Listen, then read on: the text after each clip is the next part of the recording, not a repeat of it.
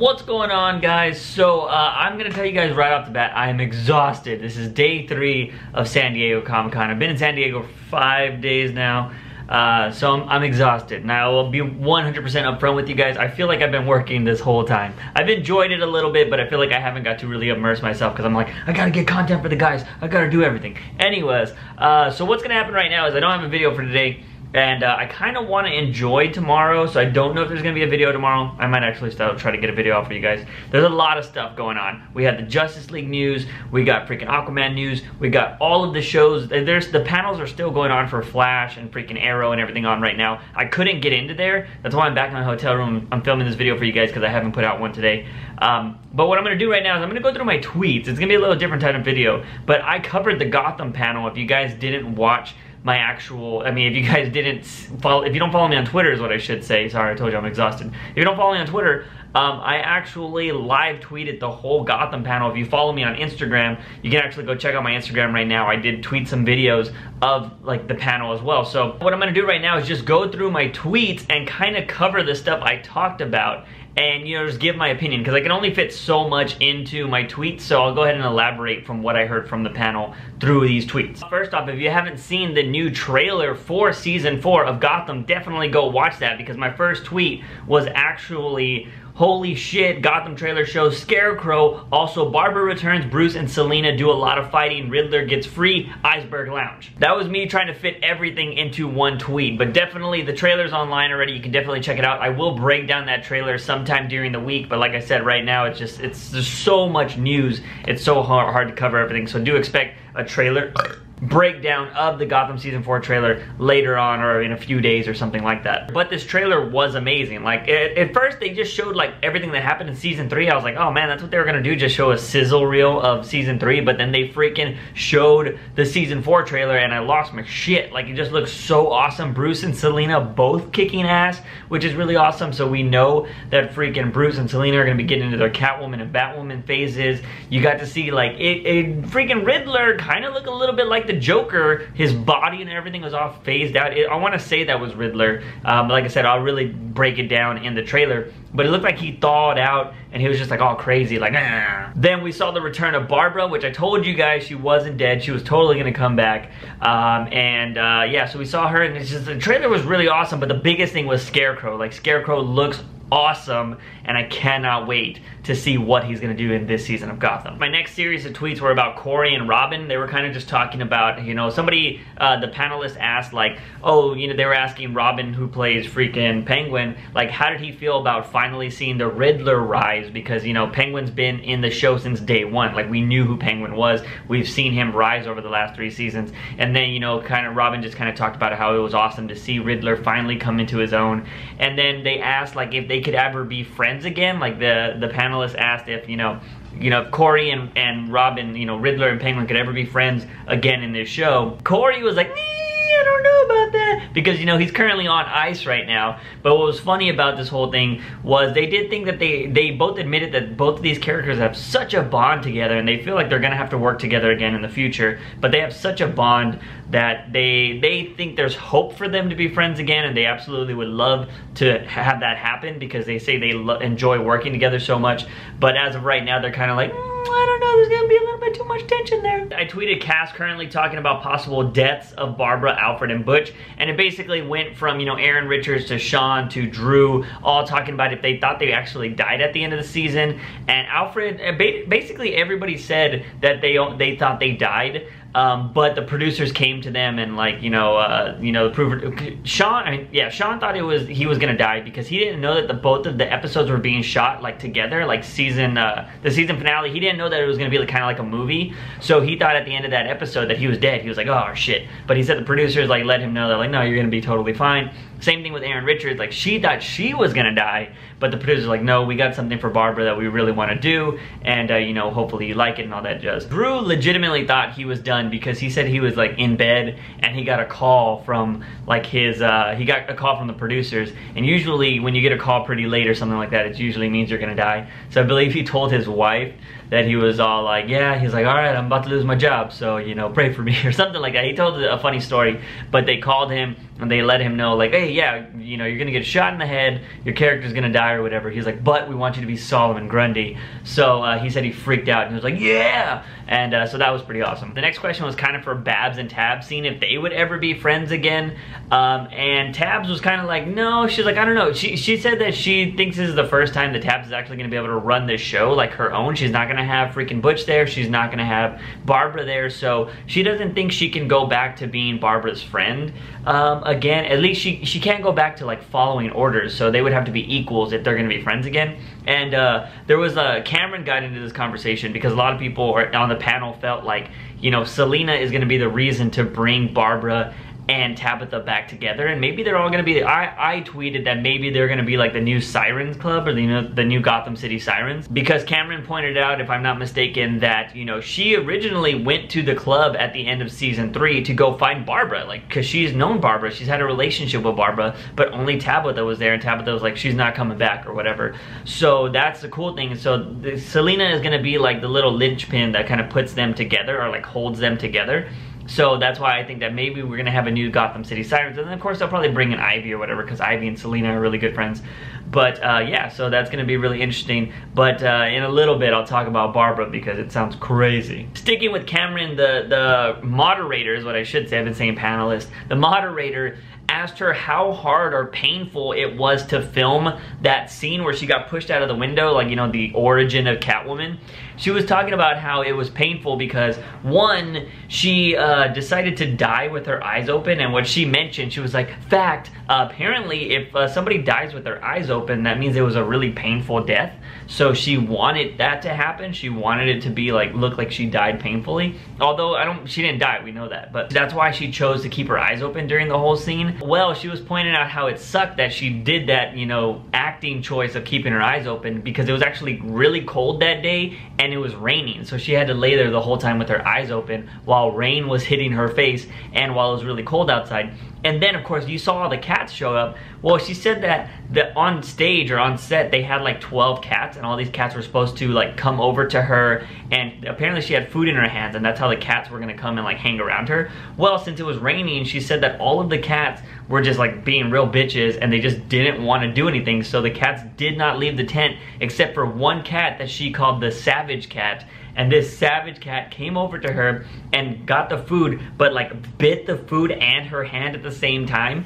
So when that happened, she had to go get some shots and stuff like that at the hospital for them to check out her hand and to make sure she was up to date on her like rabies and stuff like that. Although, why would, you know, you be working with rabies cats? Either way, the funny thing she pointed out about that, since the cats were being such bitches and they didn't want to work because of the rain, the cats we saw at the end were all CGI. Next tweet was awesome because I was all, holy shit, just said at the panel, Barbara will be brought back by Ra's al Ghul. Also, she's going to be trained by him. Now, that was really interesting. That came from, I'm forgetting his name, the producer, I'll put it in the thing right there. The producer said that Ra's will be bringing back, you know, Barbara with his magical water, as they said. We'll be bringing Barbara back, and Barbara is gonna go through the training much like Bruce did. So Barbara is about to become like a deadly fighter. That means we're probably gonna have a badass fight between Tabs and Babs at some point. Maybe she's gonna kill Tabs. I don't really know, but I think, or maybe they're just gonna fight it out and they're gonna be really cool friends after that. I really have no idea. But it's gonna be really interesting to see now that Barbara is gonna have all of these different faces of Barbara. And you know, this might be the thing that's finally gonna start putting her away from the whole Harley thing, although Harley knows how to fight too. So this could even just make that whole thing even much sweeter. And I also will point out that if you haven't seen the trailer yet, Aaron Richards is sporting a new short haircut. So that's interesting. The next two tweets were talking about how Drew's really excited about being Solomon Grundy, and apparently he was talking about how it's gonna be very, like, the producer also joined in on the conversation as well, and was talking about how Solomon Grundy is going to have an actual like origin story. He's gonna have where he was born to be Solomon Grundy, like where he was found to be Solomon Grundy, or what made him Grundy, because apparently Gotham General is gonna get 2-packed. And Butch's body he's been in a coma for, I think they said 5 months, 6 months or something like that. He's been in a coma this long, and they need space, and apparently they just throw his body in a swamp. That is where Solomon Grundy is born, and when Butch wakes back up, he doesn't remember anything. He doesn't remember that he hates Nigma, he doesn't remember Tabitha, he doesn't remember himself. He knows nothing of Butch Gelzine, and I believe that's where he ends up naming himself Solomon Grundy because of the nursery rhyme or whatever it is. You know the rhyme. I forgot how they said he actually names himself. But yeah, so the thing is, the funny thing the producer said is that, you know, since he doesn't know how much he hates Nigma, the funny part about the show is that the first person he meets is Nigma, and they're gonna be like somewhat best friends in the show. Jumping from Grundy news, Ben McKenzie talked about how he is writing an episode this season, and it's gonna be episode 4 of season 4. My next tweet was, Roz has been looking for Bruce for over 2,000 years, and what I meant by this was Roz has been looking for the next heir, you know, the next Ra's al Ghul basically, and he's finally found it in Bruce, so he said he's been searching for that next person for 2,000 years. And Roz all season will be trying to get Bruce to come to the dark side, so it's very possible that Bruce is going to get more training from Roz, which would be really awesome because that's something I want to see. Maybe he's going to jump into that and be like, let me see what this guy can do, and then maybe I'll get more training and then I'll just back off at the end. I don't know, we could see something like that. It's going to be really interesting to see how this plays out. But you know, Bruce is very curious to learn about his enemies and stuff like that, so I'm going to be really interested to see where this goes. This next tweet is another one of my holy shit ones, because it was holy shit, Bruce will get body armor, grappling hooks, and a mask, but will not become Batman in season 4. That was the biggest question a lot of people were wondering, you know, after season 3 when we saw him standing up on the ledge of one of the buildings, all Batman-like. We were like, is he gonna be Batman? From this season, we've even heard it from David himself that, you know, we are going towards Batman, like we're gonna keep going that way. And this saying that he's gonna get body armor, grappling hooks, that means he's starting to get freaking gadgets. Could we be getting batarangs soon? Doubt it, because he's not gonna be Batman. But that's gonna be pretty crazy that he's gonna get a grappling hook, which is insane, because that is very iconic Batman shit, and then he's gonna get his mask. But he will not be called Batman yet. I'm just really hoping we get what I've been saying for the last like year, and that is Scarecrow hitting him with fear toxin, and he gets the whole bat hallucination, and that's where he's gonna get his inspiration to become Batman. Next up, cast is currently talking about Scarecrow. He looks amazing. Scarecrow will take over Father's work, fear toxin. What I mean by this is, if you saw season 1, by the way, there's another tweet out there that Scarecrow is actually the same actor that was in season 1. So the kid you saw going crazy in the bed in season 1 of Gotham is the same actor that is playing Scarecrow, which is awesome. But yeah, so that kid is gonna be taking over his father's work, and you know his father was trying to get everybody to overcome their fears, or he was making his own kind of fear toxin solution. So that is exactly what Scarecrow is going to be doing in this season, and you know, the panelists were just pretty excited about him, which was really awesome to see. Another quick one, everyone on the cast says they love Zsasz, which is awesome because I've said it multiple times in these Gotham videos. I want an arc with Zsasz, and everybody was like, give me more Zsasz. I think the question was who they love working with, and everybody said Zsasz, and I think Zsasz, it's time for Zsasz to have an arc in this freaking series. Next tweet, Lee confirmed to return for season 4, but she will be different, darker, struggling with what she did, hanging out with Riddler and Grundy. Okay, so to give you some context to that, so apparently we are gonna see a darker, more like beat down, maybe emo Lee probably, which is gonna kind of suck, but she's gonna be struggling with the idea that when she was on, you know, she gave herself the freaking virus, so she knows it was all up to her, but what she's gonna be struggling with and what she's like so sad about is that she was the reason that the whole plan kicked off. If it wasn't for her, the whole fear toxin wouldn't have been spread all over Gotham, and a lot of people wouldn't have died and stuff like that. So Lee is really just in this mindset of like, it's all my fault, it's all my fault. One thing the producers said was that this season of Gotham, everybody's kind of making their own little families. Like, you know, Tabitha, Selena, you know, Bruce and Alfred, like everybody has their own little families in this series. Well, Lee's gonna kind of start her own with Nigma and Solomon Grundy. So it's gonna be really interesting to see where Lee goes. Like, she's gonna be this darker, more hardened Lee, but why is she gonna be hanging out with Nigma and Grundy?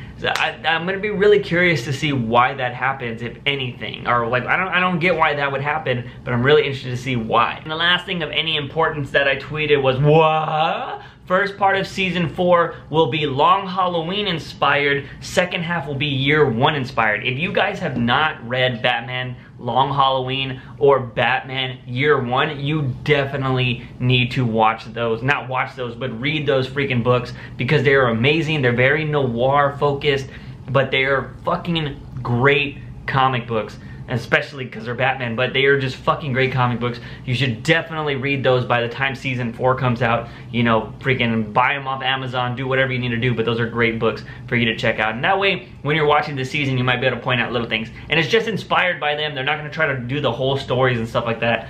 But that means Year 1 after, you know, which is going to be 2018, the second half of the season, it's going to be really interesting to see what they do with Bruce, because Year 1 is Batman, really Batman heavy. It's basically Batman's first year of doing shit. But that's why I think they say that it's going to be like, it's like loosely based off of, or it's going to be kind of inspired by it, because we know that he's not going to become Batman yet.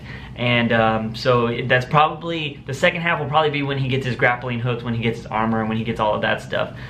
So yeah, I'm really excited for season 4. That trailer looked really badass. And like I said, I will break down the trailer and we will do a bunch of other coverage on this shows, but I just wanted to make this quick, you know, simple kind of video for you guys. That way I can actually just, yeah, keep going with posting videos. So yeah, I'm gonna try to get something out for you guys tomorrow too. But right now, it's so much. I want to try to enjoy the last day of San Diego Comic-Con, because I haven't really got to do that. I just felt like I've been working this whole time. And I leave like at 6 in the morning on Monday here. That's when my flight leaves, so I'm not really gonna have time to sleep or anything. So I kind of want to just enjoy it. Like I haven't got to experience any of the off-sites. And if you've ever been to San Diego Comic-Con, there's a shitload of off-sites. I haven't got to do any of that. So yeah. But that's gonna be it, guys. Remember, if you ever want to support this channel, you can check out the Patreon like these awesome people did. Don't forget to don't forget you can always do the OG thing and give this video a like and share with all of your Gotham buddies. Don't forget to hit that subscribe button for all things nerdy and geeky on this channel. As always, I'm your host, JUICEbox. Remember, when you wake up in the morning, ask yourself something. Have I made a daily dose of juice? See you guys next time.